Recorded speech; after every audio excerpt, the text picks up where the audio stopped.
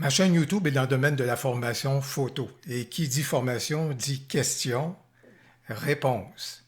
Des questions, j'en ai, et j'en ai beaucoup, via les commentaires suite à mes vidéos, ou encore via mon compte Instagram, ou encore via ma page Facebook professionnelle, ou encore même par courriel.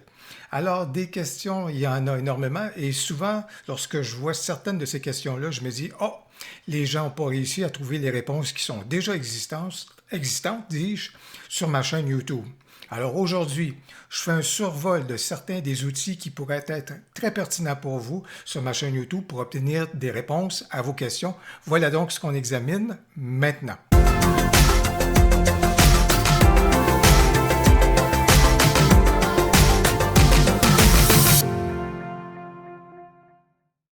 Deux éléments que je veux vous faire connaître. Le premier, quels sont les outils que vous pouvez utiliser sur ma chaîne pour pouvoir trouver des contenus de façon spécifique.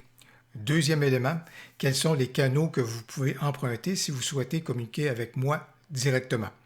Un élément d'importance, en guise de préambule, c'est que l'interface que je vais utiliser et que vous voyez actuellement, c'est l'interface de la chaîne YouTube qui s'affiche lorsqu'on prend connaissance de celle-ci ou qu'on consulte celle-ci sur un écran d'ordinateur. Si vous consultez les chaînes YouTube à partir de votre téléphone intelligent, votre smartphone ou encore d'une tablette, l'affichage ne sera pas le même et certains des outils également seront ou ne seront pas présents dans les deux autres interfaces. Alors, c'est une chose qui est donc à tenir en ligne de compte.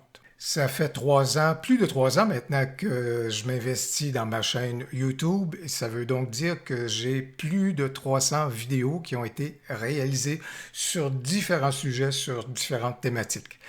Bien entendu, si on commence à regarder et tenter d'explorer les 300 vidéos, ça peut être assez rébarbatif. On va peut-être trouver une réponse, mais on va y parvenir péniblement.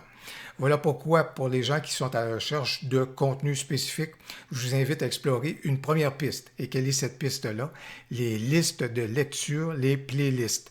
Si vous cliquez sur l'onglet « Liste de lecture », vous avez l'affichage là, des listes de lecture que j'ai créées pour regrouper les vidéos qui ont une thématique commune. Et dans ce cas ici, en particulier, si on se tourne vers le menu déroulant, plutôt que d'afficher toutes les listes de lecture, on pourrait y aller vers liste de lecture créée et vous voyez que l'affichage est beaucoup plus encourageant, beaucoup plus intéressant. Et à partir de là, vous allez pouvoir trouver une liste de lecture qui va peut-être vous orienter vers, bien sûr, la question que vous avez et la recherche de réponses que vous souhaitez. Par exemple, pour les gens qui viennent dire « Je commence à m'intéresser à Luminar AI, est-ce que vous avez une vidéo sur tel sujet ou tel sujet? » Vous voyez, il y a une liste de lecture qui est là. Je veux bonifier mes techniques photo, est-ce que vous auriez une vidéo sur tel élément? Alors dans ce cas ici, par exemple, vous voyez juste ici, Tech tutoriel pour améliorer vos techniques photo et vous avez juste en dessous affiché la liste de lecture complète. Si vous cliquez là-dessus, vous allez retrouver toutes les vidéos qui portent sur les techniques photo et que j'ai regroupées donc dans cette liste de lecture-là. Donc voilà donc une première piste pour vous permettre de trouver des contenus. Vous êtes intéressé à trouver un contenu spécifique sur ma chaîne, j'ai un deuxième outil à vous suggérer et vous allez voir, vous allez beaucoup l'aimer, vous allez apprécier son efficacité et sa performance. Alors, l'outil en question, c'est l'engin de recherche de YouTube. Il est super puissant. Et bien sûr, si on s'intéresse à un sujet, par exemple, nommons la courbe de tonalité. Vous êtes intéressé à savoir si j'ai des contenus qui sont propres à la courbe de tonalité. Alors, votre réflexe est peut-être d'inscrire juste ici dans la case de recherche de YouTube, courbe de tonalité, et là, appuyer et faire votre recherche. Mais si vous faites votre recherche à partir de cette case de recherche-là, YouTube va vous présenter des résultats de recherche en provenance de toutes les chaînes YouTube. Si vous êtes intéressé à faire une recherche spécifique à ma chaîne, je vous invite davantage à privilégier l'engin de recherche qui est lié à ma chaîne. Où se trouve-t-il?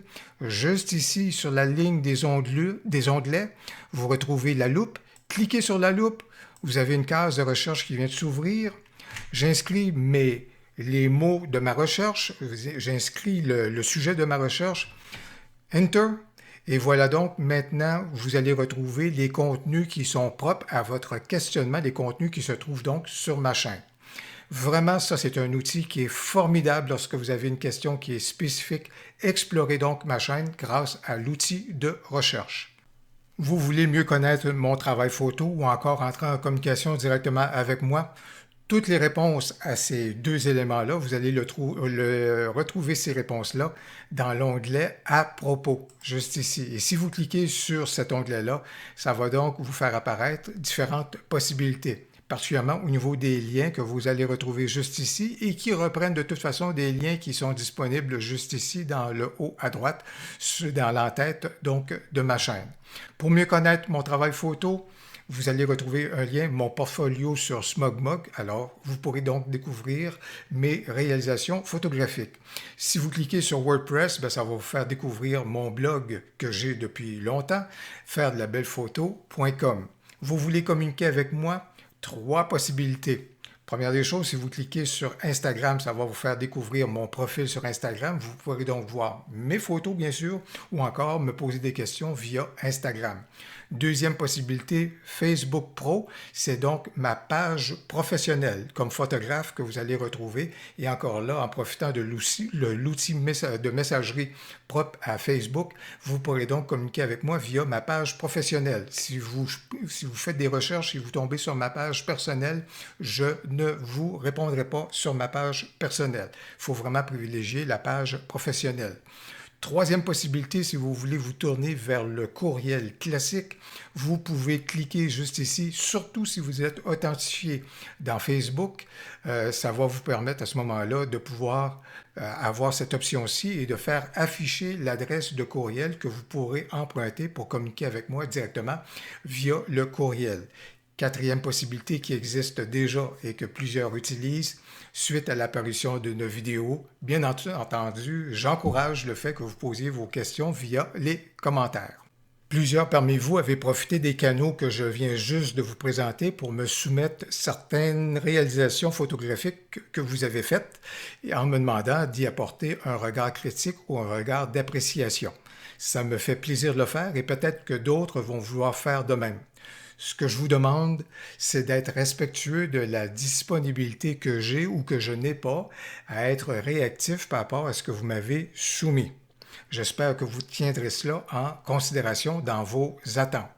J'espère que vous avez aimé la vidéo pour mieux connaître les outils qui sont là, disponibles sur ma chaîne, pour apporter des réponses à vos questions. Si vous avez aimé la vidéo, n'hésitez donc pas à cliquer sur j'aime et surtout, n'hésitez pas à commenter.